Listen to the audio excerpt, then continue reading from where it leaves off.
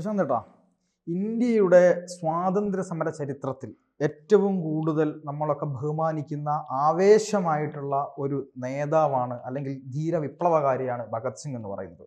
ഭഗത് സിംഗ് നടത്തിയ പോരാട്ടങ്ങൾ എന്ന് പറയുന്നത് ഇന്ത്യയുടെ ആത്മാവിനെ വീണ്ടെടുക്കാനുള്ള, ഇന്ത്യയുടെ സ്വാതന്ത്ര്യത്തെ നമ്മുടെ ബ്രിട്ടീഷുകാരുടെ ഈ പറയുന്ന ക്രൂരതകൾക്കെതിരായി കൊണ്ടുള്ള പോരാട്ടമായിരുന്നു. അത് യുവാക്കൾക്കൊക്കെ ഒരുപാട് ആവേശമുണ്ടാക്കി. അങ്ങനെയുള്ള ഭഗത് സിംഗിനെ ഇപ്പോൾ മീഡിയ വൺ ചാനലിൻ്റെ പ്രധാനപ്പെട്ട ഒരു പദവി വഹിക്കുന്ന സി ദാവൂദ്, അദ്ദേഹം എൻ്റെ സുഹൃത്തും കൂടെയാണ്, വ്യക്തിപരമായിട്ടല്ല ഞാനിത് പറയുന്നത്. ദാവൂദ് ഒരു പരാമർശം നടത്തിയിട്ടുണ്ടായിരുന്നു. അതായത് ഈ പറയുന്ന ഭഗത് സിംഗിൻ്റെ പോരാട്ടവും ജിഹാദികളുടെ പോരാട്ടം, ലോകത്താകമാനം ഇപ്പോൾ ജിഹാദി പോരാട്ടങ്ങൾ നടന്നുകൊണ്ടിരിക്കുകയാണ്, ആ പോരാട്ടവുമെല്ലാം ഒരുപോലെയാണ് എന്നുള്ള, അതായത് ഇദ്ദേഹവും ബോംബിട്ടിട്ടുണ്ട്, മറ്റവരും ബോംബിടുന്നുണ്ട് എന്നുള്ള നിലയിൽ, എന്നിട്ട് അവരെ പിന്നീടാണ് ലോകം അംഗീകരിക്കുന്നത് എന്നുള്ള നിലയിലുള്ള പരാമർശം ഈ ദാവൂദിൻ്റെ ഭാഗത്തു നിന്നുണ്ടായിരിക്കുന്നു. അതിനെതിരെ വലിയ പ്രതിഷേധങ്ങൾ ഇടത് യുവജന സംഘടനകൾ, അതായത് DYFI, AYF പോലുള്ള സംഘടനകളുടെ ഭാഗത്തു നിന്ന് വരുന്നുണ്ട്. അപ്പോൾ ഏത് രീതിയിലാണ് ഇവർ പോയിക്കൊണ്ടിരിക്കുന്നത്? വളരെ രസകരമായിരിക്കുന്നു. ഭഗത് സിംഗിനെ താരതമ്യം ചെയ്തിരിക്കുന്നത് കൊള്ളാം ജിഹാദികളോട്. ഭഗത് സിംഗ് യുദ്ധം ചെയ്തതും പോരാടിയതും ഭാരതത്തിൻ്റെ സ്വാതന്ത്ര്യത്തിന് വേണ്ടിയിട്ടാണ്. അതുപോലെ തന്നെ അദ്ദേഹത്തിൻ്റെ എതിരാളികൾ എന്ന് പറയുന്നത് ഭാരതത്തെ അടിമകളാക്കി ഭരിച്ചുകൊണ്ടിരുന്ന ബ്രിട്ടീഷ് സർക്കാരിനെതിരാണ്. അല്ലാതെ അദ്ദേഹം ഒരിക്കലും ഒരു സ്വതന്ത്ര രാജ്യത്തുള്ള സ്വതന്ത്ര സർക്കാരിനെതിരെയല്ല, അല്ലെങ്കിൽ സ്വന്തം സർക്കാരിനെതിരെയല്ല അദ്ദേഹം യുദ്ധം ചെയ്തത്. ഇവിടെ വന്ന് ഭാരതത്തെ ഒരു ബ്രിട്ടീഷ് കോളനിയാക്കി മാറ്റി, ബ്രിട്ടീഷ് നുകത്തിന് കീഴിൽ ബ്രിട്ടീഷ് രാജ്ഞിയുടെ, ബ്രിട്ടീഷ് ഭരണഘടനയുടെ, ബ്രിട്ടീഷ് നീതിന്യായ വ്യവസ്ഥയുടെ ഒക്കെ ഭരണമാണ് അന്ന് നടന്നിരുന്നത്. അതിനെതിരെയാണ് എൻ്റെ നാട് ഭരിക്കേണ്ടത് ഞങ്ങളാണ് എന്ന് പറഞ്ഞുകൊണ്ടാണ് ഭഗത് സിംഗും കൂട്ടരും സമരത്തിനിറങ്ങിയത്, പോരാട്ടത്തിനിറങ്ങിയത്. അദ്ദേഹം സായുധ വിപ്ലവത്തിൻ്റെ മാർഗം സ്വീകരിച്ചു. അദ്ദേഹത്തിന് അഹിംസ സിദ്ധാന്തത്തിലുള്ള സമരത്തിനോട് അദ്ദേഹത്തിന് താല്പര്യമില്ലായിരുന്നു. അതുകൊണ്ടാണല്ലോ ഗാന്ധിജിയൊക്കെ അദ്ദേഹത്തെ അനുകൂലിക്കാതിരുന്നത്.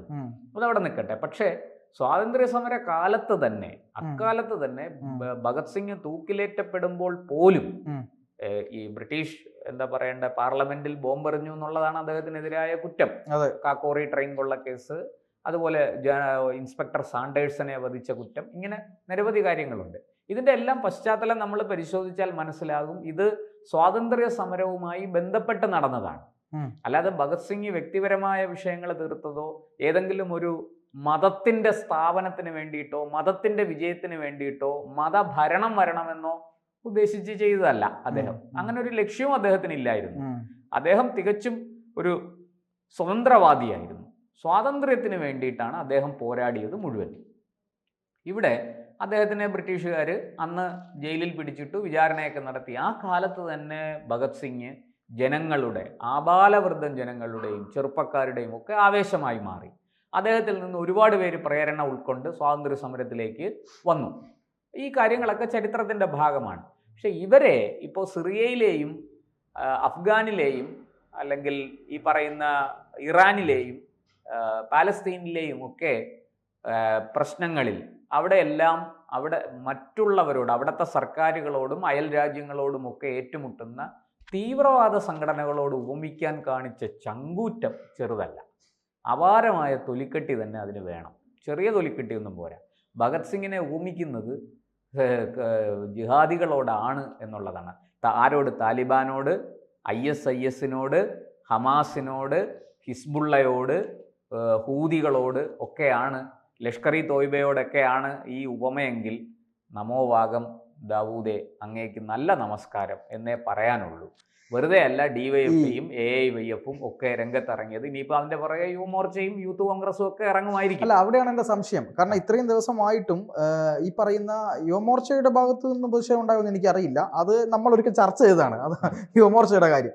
ഞാൻ പറയുന്നത്, മതനിരപേക്ഷതയ്ക്ക് വേണ്ടി നിരന്തരം പോരാടിക്കൊണ്ടിരിക്കുന്ന ആളുകളാണ് ഞങ്ങളെന്ന് പറയുകയും പാലസ്തീന് വേണ്ടിയും ഒക്കെ നിരന്തരം നിലവിളിക്കുകയും ചെയ്യുന്ന ഒരു പ്രധാനപ്പെട്ട ആൾക്കാരാണ് ഈ കോൺഗ്രസ്, യൂത്ത് കോൺഗ്രസ് എന്ന് പറയുന്നത്. മുസ്ലിം ലീഗും മതേതരത്വത്തിന് വേണ്ടി പറയുന്ന ആൾക്കാരാണ്. അതിൽ തന്നെ വിഭജനമുണ്ട് ഇപ്പോൾ. അപ്പോൾ ഇത്തരം ആളുകളുടെ ഭാഗത്തു നിന്നൊന്നും ഒരു പ്രതികരണവും വരുന്നില്ല. സാംസ്കാരിക നായകന്മാരുടെ ഭാഗത്തു നിന്ന് ഒരു പ്രതികരണവും വരുന്നില്ല. അവർക്ക് ഭഗത് സിംഗിനെ വേണ്ട, അവർക്ക് ഭഗത് സിംഗിനോട് താല്പര്യമില്ല. അതാണ് കാരണം. ഈ ഭഗത് സിംഗിനെ കുറിച്ച് വളരെ തെറ്റായ ചില കാര്യങ്ങൾ പ്രചരിക്കുന്നുണ്ട് നാട്ടിൽ. ഭഗത് സിംഗ് ഗാന്ധിജിയുടെ മാർഗത്തോട് എതിരായിരുന്നു എന്നൊക്കെ. അദ്ദേഹം ഒരു എന്താ പറയുക, അടിച്ചാൽ തിരിച്ചടിക്കണം. സ്വാതന്ത്ര്യ സമരം ബ്രിട്ടീഷുകാർ വിദേശികളാണ്, അവർ നമ്മുടെ നാടിനെ ആക്രമിച്ച് കീഴ്പ്പെടുത്തി. അവരോട് എന്താ ചെയ്യേണ്ടത്? യുദ്ധം ചെയ്യണം, അല്ലേ? ഒരു രാജ്യം ആക്രമിക്കാൻ വേറൊരു രാജ്യം വരുമ്പോൾ ഈ രാജ്യത്തുള്ളവർ അതിനെ തടയും, പ്രതിരോധിക്കും. ആ പ്രതിരോധത്തിന്റെ ഭാഗമായിട്ട് പ്രത്യാക്രമണം നടക്കും, അല്ലേ? ആ ഭഗത് സിംഗ് അങ്ങനെയുള്ള ഒരാളായിരുന്നു. അദ്ദേഹത്തിന്റെ മുന്നിൽ മറ്റു വഴികളൊന്നുമില്ല. അദ്ദേഹം പറഞ്ഞത് അടിച്ചാൽ തിരിച്ചടിക്കണം. ജാലിയൻ വാലാബാഗ് സംഭവം നടക്കുമ്പോൾ അദ്ദേഹത്തിന്റെ മനസ്സിലേറ്റ മുറിവ് എത്ര വലുതായിരുന്നെന്ന് നമുക്കറിയാം. അവിടെ പോയിട്ട് ആ മണ്ണ് എടുത്ത് ഒരു ചെറിയൊരു കുപ്പിക്കകത്ത്, ഒരു പാത്രത്തിനകത്ത് ആക്കി കൊണ്ടുവന്ന് വീട്ടിലെ പൂജാമുറിയിൽ വെച്ച ആളാണ് ഭഗത് സിംഗ്. എന്നിട്ട് അതിനെ പൂജിച്ചു. ഇതിന് ഞാൻ പ്രതികാരം ചെയ്യുമെന്ന് പ്രതിജ്ഞ ചെയ്ത ആളാണ് ഭഗത് സിംഗ്. ആ ഭഗത് സിംഗിനെയാണ് ഈ പറയുന്ന എന്തിനു വേണ്ടിയിട്ടാണ് ഈ ഹമാസും ഹൂതികളും ഹിസ്ബുള്ളയും ഒക്കെ ഈ സായുധ പോരാട്ടം നടത്തുന്ന ആൾക്കാരെ വെടിവെച്ച് കൊല്ലുന്നത്, ഈ നിരപരാധികളെ കൊന്ന് അല്ലെങ്കിൽ അവരെ ഇത്രയേറെ വലിയ ദുരന്തത്തിലേക്ക് തള്ളിവിടുന്നത്? ഈ അവരുമായിട്ടാണ് ഭഗത് സിംഗിനെ താരതമ്യം ചെയ്യുന്നത്. ഇത് തലയ്ക്കകത്ത് സ്വല്പമെങ്കിലും തെളിച്ചമുള്ളവർക്ക് ഇതിങ്ങനെ പറയാൻ സാധിക്കുമോ? ഇത് എനിക്ക് തോന്നുന്നു തലയ്ക്കകത്ത് നല്ല ഒന്നാം തരം നിലാവാണ്, അതുകൊണ്ടാണ് ഇങ്ങനെ പറയുന്നത്. ഇല്ലെങ്കിൽ ഇങ്ങനെ പറയാൻ തോന്നില്ല. എന്തായാലും ഈ ഭഗത് സിംഗിനെ കുറിച്ച് നാട്ടിൽ പ്രചരിക്കുന്ന, ഇപ്പോൾ അനുകൂലിച്ചും പ്രതികൂലിച്ചും ഒക്കെ വാദങ്ങൾ ഒരുപാട് നടക്കുന്നുണ്ട്. അദ്ദേഹം ഈശ്വര നിഷേധിയായിരുന്നു, നിരീശ്വരവാദിയായിരുന്നു എന്നൊക്കെ പറയും. എനിക്കങ്ങനെ തോന്നുന്നില്ല. കാരണം അദ്ദേഹത്തെ പഠിപ്പിച്ച ഒരാളെ, അദ്ദേഹത്തിനെ DAV കോളേജിൽ, ദയാനന്ദ ആംഗ്ലോ വേദിക് കോളേജ്, പഞ്ചാബിൽ അക്കാലത്ത്, അന്നത് പഞ്ചാബ് ലാഹോർ എല്ലാം ഒരുമിച്ച് കിടക്കുന്ന ഒരു പ്രവിശ്യയാണ്. അവിടെ പഠിപ്പിച്ച പണ്ഡിറ്റ് സുധാകർ ചതുർവേദി, അദ്ദേഹം ഇപ്പം ജീവിച്ചിരിപ്പില്ല, മരിച്ചുപോയി. അദ്ദേഹത്തെ ഞാൻ കണ്ടിട്ടുണ്ട്. അദ്ദേഹം ഏതാണ്ട് 1896 ജനിച്ച ആളാണ്. അദ്ദേഹം 2010 ശേഷമാണ് അദ്ദേഹം മരിക്കുന്നത്. ഒരുപാട് നല്ല പ്രായം ചെന്ന ഒരു മനുഷ്യനാണ്. അദ്ദേഹത്തെ ബാംഗ്ലൂരായിരുന്നു. അദ്ദേഹത്തെ ഞാൻ പോയി കണ്ടിട്ടുണ്ട്. അദ്ദേഹം ആ കോളേജിൽ 110 വയസ്സുള്ള, അതിൽ കൂടുതൽ പ്രായം ഉണ്ടായിരുന്നു അദ്ദേഹത്തിന്. അദ്ദേഹം ഈ പറയുന്നത് പോലെ ഗാന്ധിജിയുടെ PA മാരിൽ ഒരാളായിരുന്നു. സ്വാമി ശ്രദ്ധാനന്ദന്റെ PA ആയിരുന്നു സ്വാതന്ത്ര്യ സമര കാലത്ത്. അന്ന് AICCയുടെ, ഇന്നത്തെ ഓൾ ഇന്ത്യ കോൺഗ്രസ് കമ്മിറ്റി, അന്നത്തെ കോൺഗ്രസ് കമ്മിറ്റിയുടെ അധ്യക്ഷനായിരുന്ന സ്വാമി ശ്രദ്ധാനന്ദന്റെ PA ആയിരുന്നു, പത്രപ്രവർത്തകനായിരുന്നു. അദ്ദേഹം ഈ ഭഗത് സിംഗിനെ നേരിട്ട് അദ്ദേഹത്തിന് അറിയാം. അദ്ദേഹം പഠിപ്പിച്ചിട്ടുണ്ട്. അദ്ദേഹം പഠിപ്പിച്ചിരുന്ന കോളേജിൽ ഇദ്ദേഹം പഠിക്കാൻ ചെന്നിരുന്നു കുറച്ച് നാൾ. പിന്നീടാണ് അവിടെ വിട്ടു പോകുന്നത്. പെട്ടെന്ന് തന്നെ സ്വാതന്ത്ര്യ സമരത്തിലേക്ക് എടുത്തു ചാടുകയും ഈ വിപ്ലവ പ്രവർത്തനങ്ങളിലേക്ക് പോവുകയൊക്കെ ചെയ്തതാണ്. അദ്ദേഹത്തിനെ കുറിച്ച് ഇദ്ദേഹം ഒരുപാട് കാര്യങ്ങൾ എന്നോട് സംസാരിച്ചപ്പോൾ അദ്ദേഹം വെളിപ്പെടുത്തിയിട്ടുണ്ട്.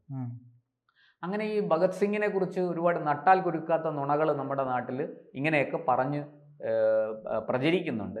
എന്തായാലും DYFIയും AIYF എങ്കിലും അതിനെതിരെ ശക്തമായിട്ട് രംഗത്ത് വന്നല്ലോ. അതൊരു വലിയ കാര്യം തന്നെയാണ്.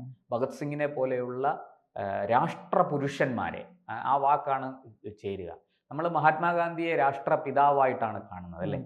ഇദ്ദേഹത്തെ ഒരു രാഷ്ട്രപുരുഷനായിട്ടാണ് കാണേണ്ടത്. അദ്ദേഹം ഈ രാഷ്ട്രപുരുഷൻ എന്ന് പറയുമ്പോൾ അത് രാഷ്ട്ര സ്ത്രീ അല്ല എന്ന അർത്ഥമൊന്നുമില്ല.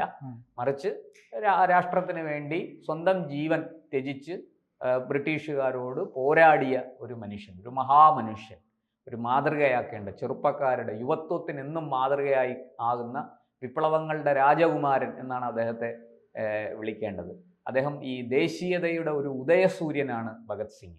ദേശീയത ഇങ്ങനെ ഉദിച്ചു വരുന്ന അദ്ദേഹത്തിൻ്റെ ആ വ്യക്തിത്വം, അദ്ദേഹത്തിൻ്റെ ജീവിതം നമുക്ക് പഠിപ്പിച്ചു തരുന്നത് ഉദിച്ചു വരുന്ന ദേശീയത, ഒരു സൂര്യൻ ഉദിക്കുന്നത് പോലെ ഭാരതത്തിൽ ഉദിച്ചു വന്ന ദേശീയതയാണ്, ദേശീയതയുടെ പ്രതീകമാണ് ഭഗത് സിംഗ്. അദ്ദേഹത്തെയാണ് ഈ ജിഹാദികളോടൊക്കെ കൊണ്ട് താരതമ്യം ചെയ്യുന്നത്. ദാവൂദേ, ഇത് നാണം കെട്ട പണിയാണ്. ഇങ്ങനെ അവരും സ്വാതന്ത്ര്യത്തിന് വേണ്ടി, ആരെടുത്ത് നിന്ന് സ്വാതന്ത്ര്യം കിട്ടാൻ, മതരാഷ്ട്രം സ്ഥാപിക്കാൻ വേണ്ടി നടത്തുന്ന യുദ്ധം എന്ന് പറയൂ, അതാണ് ശരി. അങ്ങനെയുള്ളവരെ ഒരു സ്വാതന്ത്ര്യദാഹിയോട്, സ്വാതന്ത്ര്യ സമര പോരാളിയോട് താരതമ്യം ചെയ്യുന്നത് ഏറ്റവും വലിയ നീചവും നിന്ദ്യവുമായ ഒരു കാര്യമാണ്, മഹാപാപമാണ്. ദയവേത് ഇനിയെങ്കിലും ഇത്തരം കാര്യങ്ങളിൽ നിന്ന് മാറി നിൽക്കുക. ഇതേ എനിക്ക് അങ്ങയോട് പറയാനുള്ളൂ. എന്തായാലും നമ്മൾ ഈ ചർച്ച അവസാനിപ്പിക്കുമ്പോൾ ഈ ജമാഅത്തെ ഇസ്ലാമിയുടെ മതരാഷ്ട്രവാദവും മത തീവ്ര നിലപാടുകളും ഒക്കെ എങ്ങനെ ഫലപ്രദമായി ഒളിച്ചു കടത്താം എന്നുള്ളത് ഇവരെയൊക്കെ കണ്ട് പഠിക്കാം എന്നുള്ളത് മാത്രമാണ് പറയാനുള്ളത്. കുറേ കാലങ്ങളായി ഇതിങ്ങനെ അവരുടെ മാധ്യമം ഉപയോഗിച്ച് അവർ ചെയ്തുകൊണ്ടിരിക്കുകയാണ്. ഇതെന്തുകൊണ്ടാണ് സർക്കാർ കാണാത്തത്? ഇനി അങ്ങനെ സർക്കാർ കണ്ടാൽ പോലും അവിടെ സുപ്രീം കോടതി അടക്കമുള്ള കോടതികൾ എന്തുകൊണ്ട് കാണുന്നില്ല എന്നുള്ളതും കൂടി ഒരു ചോദ്യമായി നിൽക്കുകയാണ്. എന്തായാലും വരും കാലഘട്ടങ്ങളിൽ ഇതിനൊക്കെ ഒരു നടപടി ഉണ്ടാകുമെന്ന് പ്രതീക്ഷിക്കാം. തീർച്ചയായിട്ടും ഇത് വലിയ പ്രതിഷേധം ഇതിനെതിരെ ഉയർന്നു വരും. ഇപ്പോൾ ഡിവൈഎഫ്ഐയും AIYF ഉയർത്തുന്നത് മാത്രമല്ല, രാജ്യത്തുള്ള ആബാലവൃദ്ധം ജനങ്ങളും ഈ ഭഗത് സിംഗിനെ സ്നേഹിക്കുന്ന, ഇന്ത്യൻ സ്വാതന്ത്ര്യ സമരത്തിൽ അഭിമാനിക്കുന്ന, എന്താ പറയുക, നമ്മുടെ ഈ സ്വാതന്ത്ര്യം ഇപ്പോൾ 75 വർഷമാകുന്നു. നമ്മൾ അങ്ങേയറ്റം സന്തോഷത്തിലും ആനന്ദത്തിലും രാജ്യം വലിയ ഒരു ഇതിലേക്ക് കുതിച്ചു പായുന്നു. ഇന്ന് 5ാമത്തെ സാമ്പത്തിക ശക്തിയാണ് നമ്മുടെ രാജ്യം. അങ്ങനെയൊക്കെ ഉള്ള രാജ്യത്തെ സ്നേഹിക്കുന്നവർക്ക് ഇത് ഒട്ടും തന്നെ സഹിക്കാനാകില്ല. അവർ വളരെ ശക്തമായ നിലപാടുകളുമായിട്ട് രംഗത്ത് വരും. ഇത് ഇത്തരം മാധ്യമങ്ങൾക്കും ഇത്തരം സിദ്ധാന്തം വെച്ച് പുലർത്തുന്നവർക്കും അത് വലിയ ദോഷം ചെയ്യുമെന്ന് മാത്രമേ എനിക്ക് പറയാനുള്ളൂ. തീർച്ചയായും. കൂടുതൽ വാർത്തകളും വിശേഷങ്ങളും നിങ്ങളിലേക്ക് എത്താൻ ABC മലയാളം സബ്സ്ക്രൈബ് ചെയ്യുക, ബെൽ ബട്ടണും അമർത്തുക.